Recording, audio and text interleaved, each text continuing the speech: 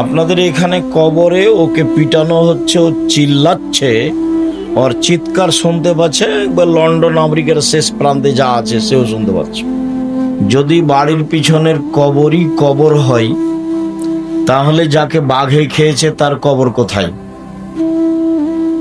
কবরস্থানের কবরই যদি কবর হয়, তাহলে যে আগুনে জ্বলে ছাই হয়ে গেল তার কবর কোথায়? এটা হলো মানুষ মারা গেলে মাটির নিচে রেখে দিতে হবে, তার একটা আল্লাহর পক্ষ থেকে মুহাম্মদ সাল্লাল্লাহু আলাইহি সাল্লামের মাধ্যমে পদ্ধতি।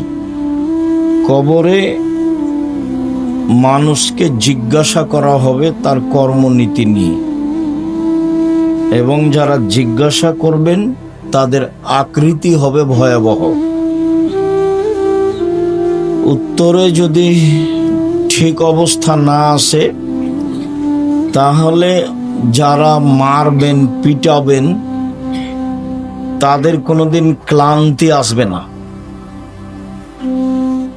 প্রথম বাড়ি যেভাবে মারবেন, বিচারের দিন যখন মানুষ উঠবে সেই বাড়ি ওই মাপেরই হবে।